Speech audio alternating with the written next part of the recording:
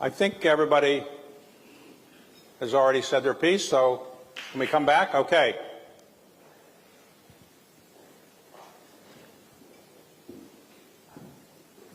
All right, so Glenn, when you were growing up in Virginia, did your parents ever bring you to the mall? Well, first of all, welcome everybody. Welcome. And I want to add my thanks to the great comments from both the First Ladies, to all of you for supporting the National Mall. America's front yard is really important, not just to Washington and not just to Maryland and Virginia, but to our entire nation and the world. And so the fact that all of you are willing to come together, not just to support it, but more importantly, to celebrate it, that's what today is all about. And so thank you. Thank you, thank you. So David, one of the joys of growing up in Virginia is we are steeped in America's history all the time. And one of the great gifts is in elementary school and particularly in middle school, most of Virginia students get a chance to come to Washington, D.C. and visit not just our heads of state and places where government is housed, but the National Mall. And when I was in what is now middle school, we took that trip. And I remember that trip like it was yesterday. I remember it because we had not the best lunches, which is something that every 12 or 13-year-old's really focused on. But I remember the impact that it had on me because I had a chance to see all of the great historical leaders, to see the great museums that told our nation's history. But on top of that, I had a chance to see it all in one place. And that's what's so exciting. So you did come here. We did. Okay. So equal time. Did you come here as well? Ever? Your mother ever bring you here? You know, I actually did not spend a whole lot of time on the mall, honestly, coming up. My appreciation for the mall really did not start until I got older. And you know, one of the things I come to love and appreciate about it is it's a celebration of this country, but it's not a celebration of the country's perfection. It's an honest portrayal about the American journey.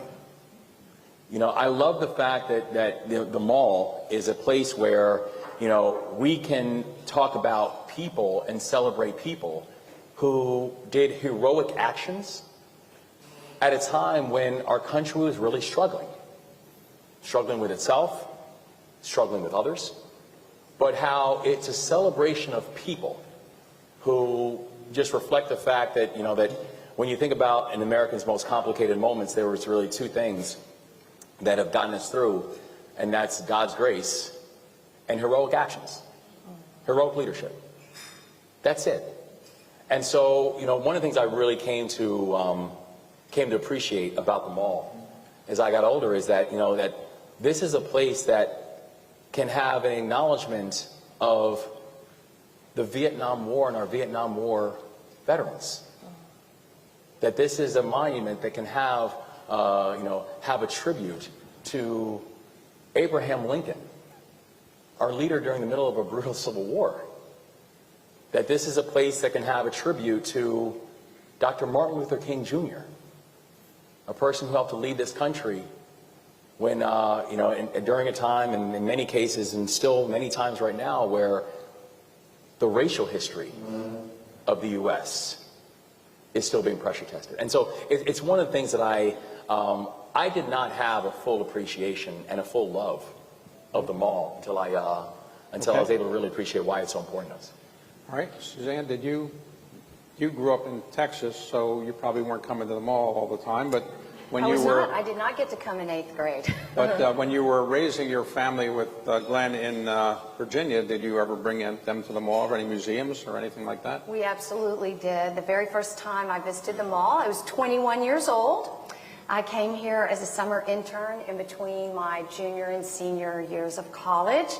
I lived in the dormitories at Georgetown University, and really immersed myself as a young person in everything that DC had to offer, including co-ed softball on the mall, which is a fan favorite of young people.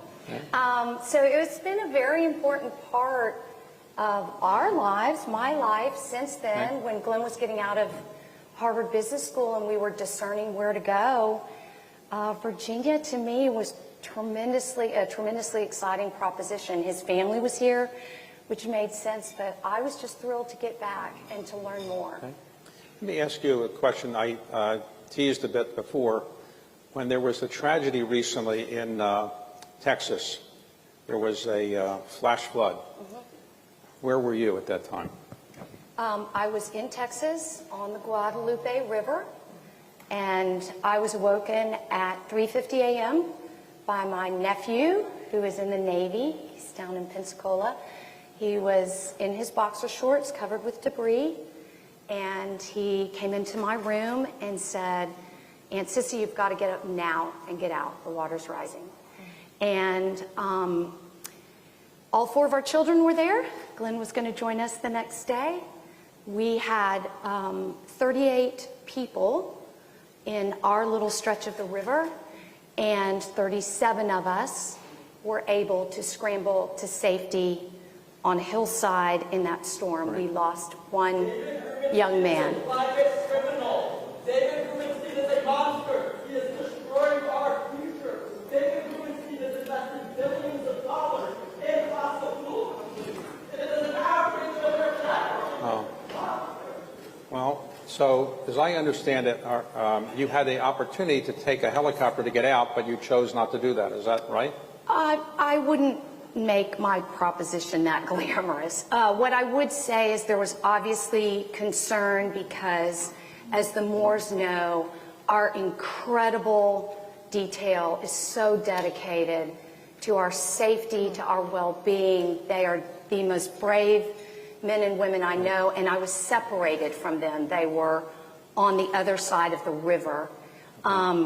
So I did not take that helicopter because we had food and water, and we knew that there were a lot. We were about 2.5 miles from Camp Mystic. Right. And so we saw helicopters going to rescue, and we knew it was very important that they continued to do that work. Okay. So, Dawn, you went to the University of Maryland. When you were in College Park, did you ever say, I'm going down to the mall to have a good time, or not really? Yeah. Well, I did sometimes, and I just want to thank Suzanne for sharing that story. Thank you, Dawn. Wes and Glenn were on a panel, and Glenn shared that story, and very inspired by your bravery, and thank God for your safety. Thank you, Dawn. I appreciate it. So I grew up in Queens, as you shared, and I remember calling my cousin when I was deciding what college I was going to go to. And she said, well, if you want to be involved in public service, you need to be in the DMV. And so I chose University of Maryland, College Park. And its proximity to DC was perfect, and that was our city. And so I would come down to Haynes Point and to see all of the monuments, and spent a lot of time down here. When I was at University of Maryland, I revived, along with some other students, the NAACP on campus, and we took a group of students down to the Million Man March to support those who were marching on the mall at that time. And so, and Wes and I spent time there when President Obama was inaugurated. So we have many amazing memories with our family and our friends, and it was definitely a place that inspired me. Okay, great. So, Glenn, what has been the most enjoyable part about being governor of Virginia? I thought you were going to ask me an easy one, like which one of your children do you love most? Wes and I have talked about this before.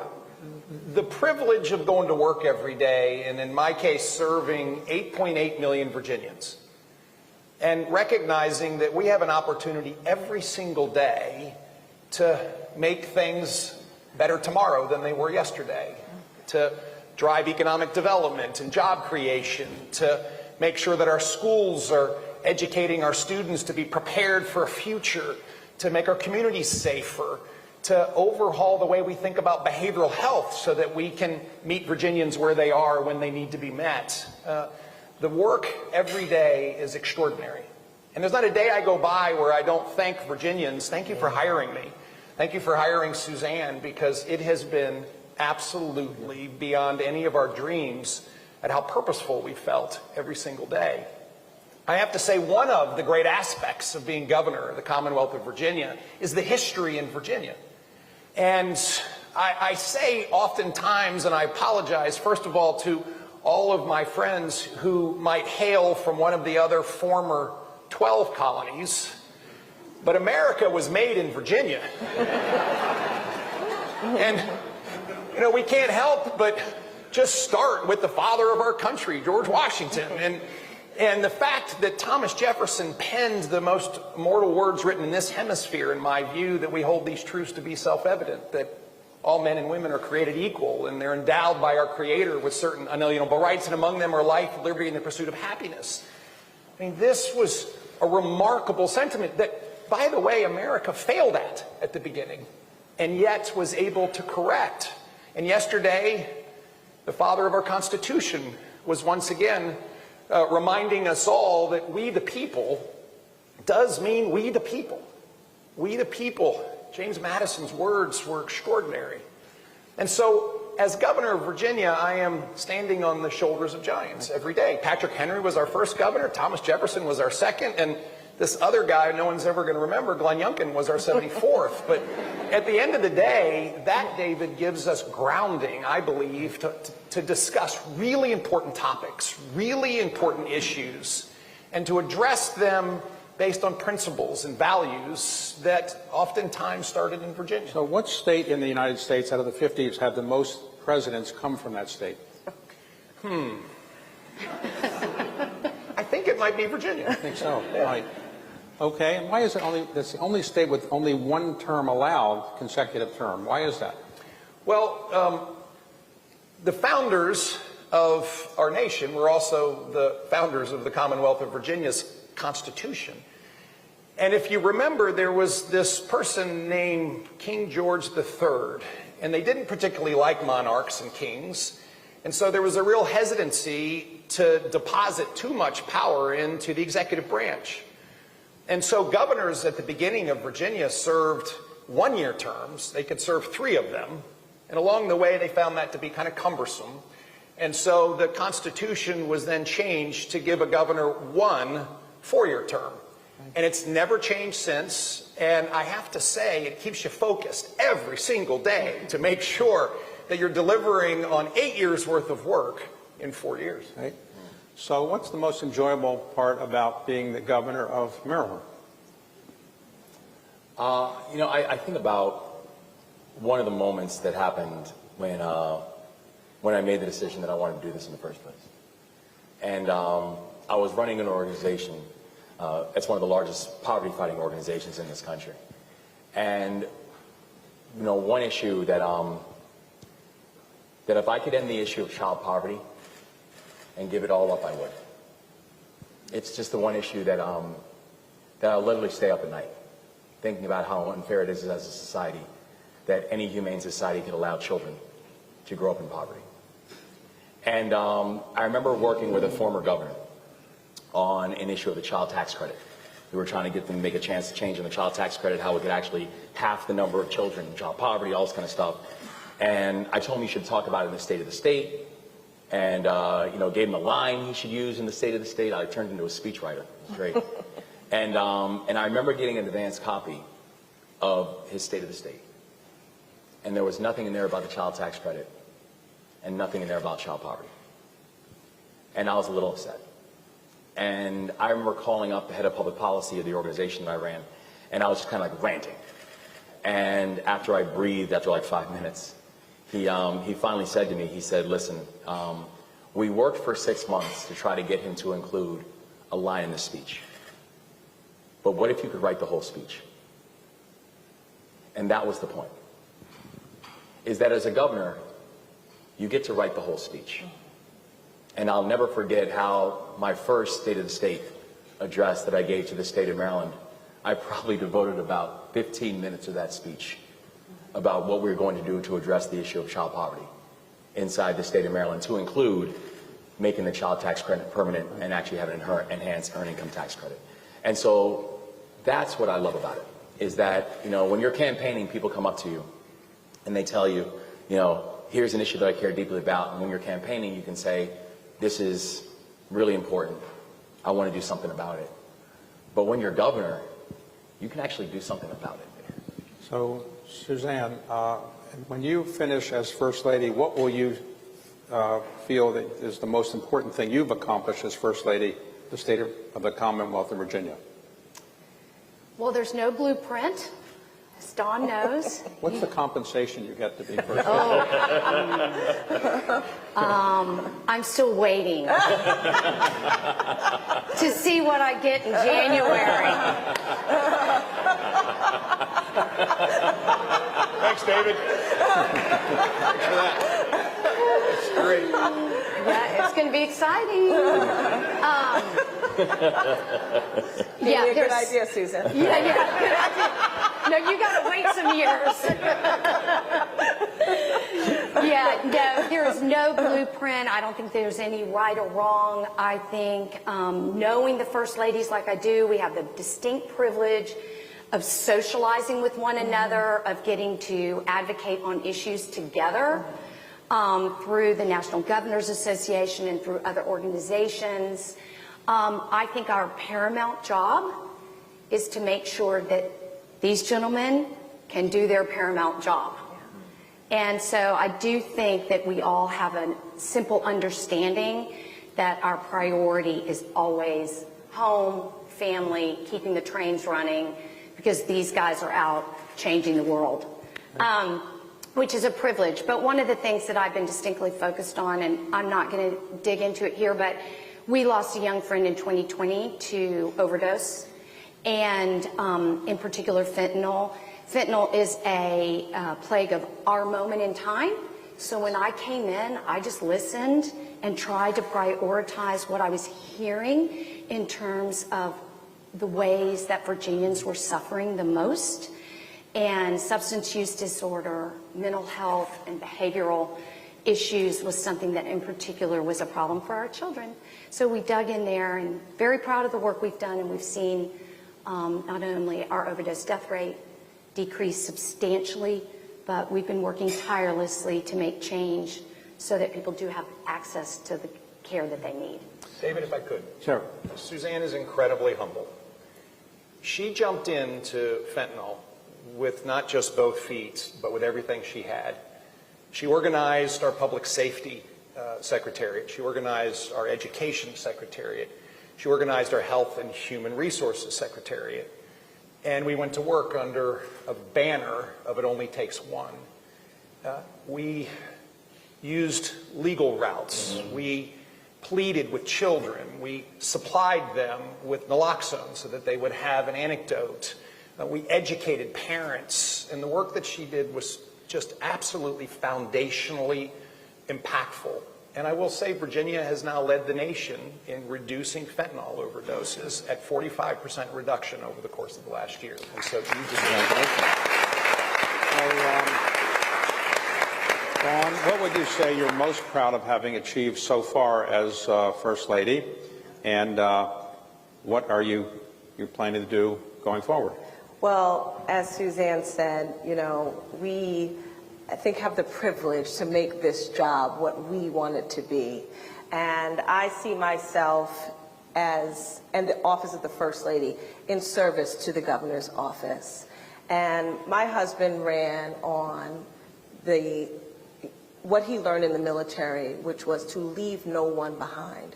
And so when I think about the planning of what we do in our office and the work that we do, I always have that at the forefront, because it is no longer just a campaign line or a slogan. It has become the governing philosophy of the Moore Miller administration. And so I have done work that I'm very proud of around military families. I was the First Lady in almost 20 years to testify before the General Assembly on the importance of hiring our active military spouses, because they were the ones who were often, highly qualified and moving around, serving our country, serving our state, but often not being able to find jobs that fulfill the work that they are able to do. And I love the ability to take our cultural experiences. David, you and I have worked on the second leg of the Preakness together. And it is something that in Maryland, the equestrian industry is a $3 billion industry in Maryland. And so that is one of our crown jewels, and I was excited to work alongside so many people with that great initiative. And then I care deeply about women's economic empowerment. I've done much work around that. Arts and culture. We have taken our governor's mansion and turned it into a place that is representative of all Marylanders. So I'm very proud of the work that we have been able to do. Okay. Glenn, you will not be governor in next July, I think, right? You'll be termed out. But what are you doing to help the Commonwealth of Virginia get ready for the 250th anniversary? Any thoughts about what you are doing or anything connected to the mall? Well, once again, Virginia sits in a rather advantageous place. So much of what we're celebrating did happen in Virginia. And so we actually started our effort 3 years ago. And the Virginia 250 initiative came together with an enormous amount of support. We actually funded into it from the General Assembly. We put together a world-class staff, actually chaired by Carly Fiorina, and we went to work. 3 years ago, Virginia hosted in Williamsburg the first national A Common Cause for All convention, very much like Virginia did back in 1774. We came together because we thought it was really important to make sure that other states were doing the same type of preparation. And lo and behold, in our second, which was last year, we had more states, and this past year, we had over 40 states participate in this Common Cause for All. It is underpinned by a statewide effort to engage every Virginian, a statewide effort to educate every Virginian, and a statewide effort to inspire every Virginian in what this anniversary really means. This celebration is far more than fireworks and tall ships. Although I love fireworks and I love tall ships, and they're going to sail from Baltimore Harbor into Chesapeake Bay Harbor at one point. But this moment for us as a nation is a moment we cannot let pass without reminding ourselves the foundational principles that led to the formation of this greatest country on earth. And we can't allow this moment to pass without engaging particularly this next generation fully so that they too can understand that. We have a massive education effort underway. We have a mobile 250 exhibit that is making its way to every single middle school in the Commonwealth of Virginia. I just bumped into it yesterday and had a chance to tour it, and it is spectacular. And in 20 minutes, you can learn a lot of the basics. We have had essay writing contests from our middle school students and high school students on what freedom means to you. We have rolled out a civics bee that, honestly, I'm glad I don't have to compete in it against the 8th graders. We have events in every jurisdiction across the Commonwealth of Virginia. And of course, one of the things that Suzanne and I really enjoyed is we've just rolled in our 4th rendition of the art experience at the Governor's Mansion, inspired candidly by what we saw in Maryland before we came in, that the Governor's Mansion is a place to share your state's history and diversity and experiences. And so we have a patriotic exhibit now, which really brings to life Virginians celebrating America. So David, we're really inspired, and I think some of this is the fact that I'm here now and Suzanne's here now and we get to do this, and we want to make sure that we're well prepared in 2026 to celebrate. Okay. Governor, you will still be in office in July of next year. What are you doing to prepare for the 250th and any connection to the mall? Yes, there is going to be a connection to the mall, and we want it to be something that for every single Marylander, that they feel welcome and seen and heard. in this entire process. One of the first things that we did after I became governor was realize that this was going to fall under our watch. And we knew this was something we were going to take very seriously, and so created the Maryland 250 Commission. In fact, my friend Michelle Johnson, serving as chair, is doing a remarkable job. And really is bringing an idea that this is not just going to be a celebration of the what, but a celebration of the who and a celebration of the how. That this is going to be a celebration of the fact that, as Glenn takes very deep pride in the amount of American history that falls in the borders of Virginia, that we take that same pride in that state of Maryland. That, the state of Maryland is where Francis Scott Key wrote the Star-Spangled Banner. That the state of Maryland is the place of not just, where that Virginian, George Washington, resigned his commission in the state of Maryland, where for the first time in our nation's history, where General George Washington walked into our chambers and he gave a speech that I actually have a copy framed in my office, where he gave a speech where he said, the power doesn't belong to me. The power belongs to the people. And let the people decide where they're going to go next. And General George Washington walked into our chambers as the leader of the Continental Army, and he walked out as a farmer. The first time that we had a peaceful transfer of power in our nation's history, and every single one of our elections, including mine and Glenn's, have been built on that foundation. We want to tell that story. We want to tell the story of the watermen and the chicken farmers. We want to tell the story of both the glories that we've had within the state of Maryland, but also the tragedies that we've had in the state of Maryland. And talk about how the beauty of the 250th is not the 250th is a completion of something. It's a continuation of arguably the greatest experiment in world history, which is this country. This idea that we're bringing people from all over to tell that regardless of backgrounds, that we're here now as part of a larger mosaic that the whole world looks at and admires. And so we're very proud of the work that's happening with the commission. And we're very proud that we think this is going to be a chance for Maryland to play an important role and a real celebration of this larger American journey that's taking place. So, in the time we have remaining, just curious, clearly, to be governor of these states, you don't need to have the same hairstyle. Your hairstyle is a little unique. Was that the one you always adopted, or have you always had that? Well, it's actually funny. I was sent to military school when I was like 13 years old because of some issues that I was having. And I started shaving my head there, and then eventually just stopped growing. I was like, well, I guess I'll just keep it then. So, but I figured it would. If I ever tried to grow my hair like Glenn, I would probably embarrass myself pretty historically. So, and if I wore my hair like Wes, it wouldn't go over there. So, final question, Glenn and Wes. I have observed as a student of American history myself that in the long history of this country, there has never been a case where a governor of Virginia ran for president against the governor of Maryland. Never happened. Do you think that's a precedent should be broken at some point, or you haven't thought about it?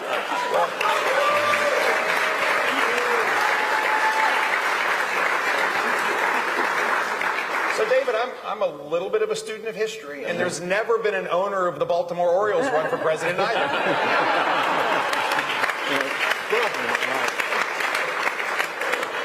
And can I say just very briefly? Actually, I think this really does, even this moment kind of does symbolize the pretty amazing journey of this country.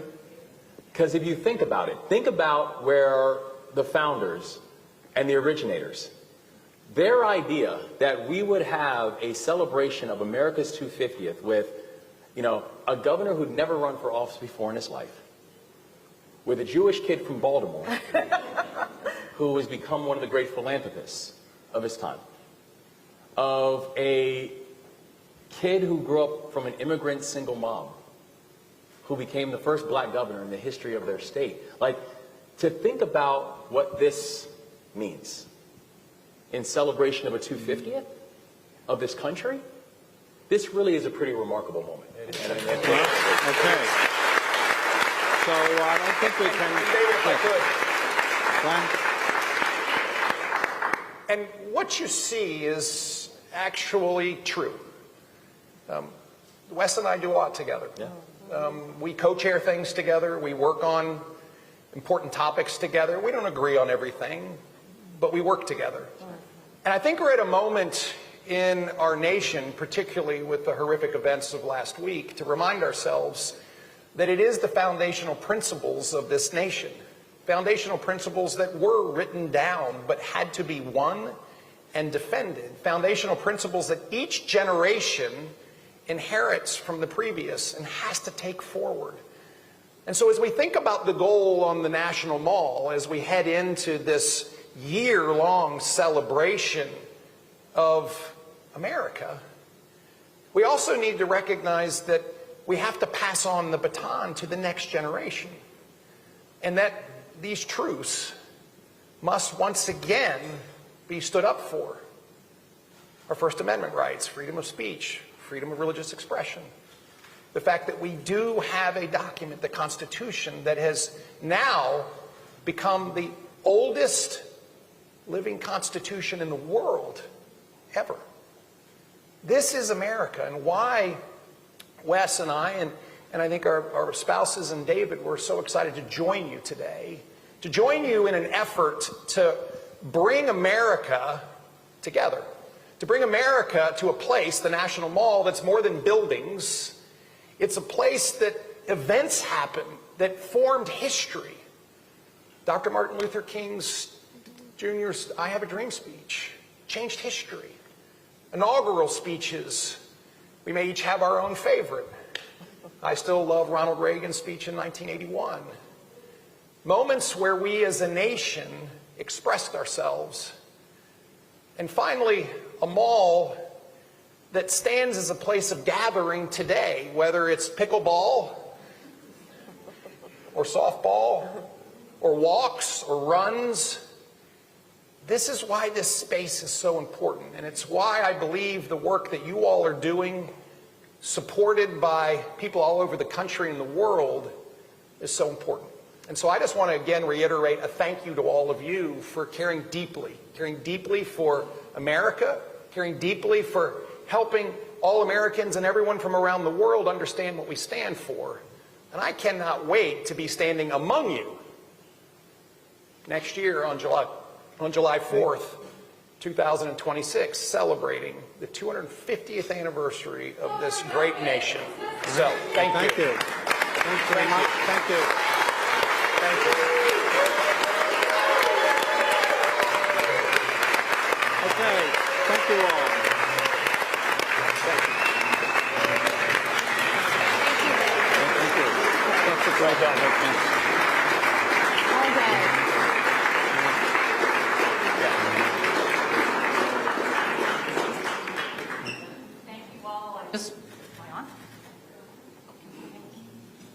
I just want to say thank you all for joining us today. I want to say thank you to the governors and first ladies. Thank you so much. Heartfelt comments and discussion. And finally, I just wanted to give a gift to David. David, a true professional and such an incredible supporter of our country and the National Mall.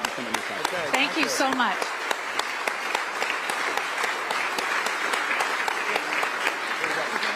Thank you all.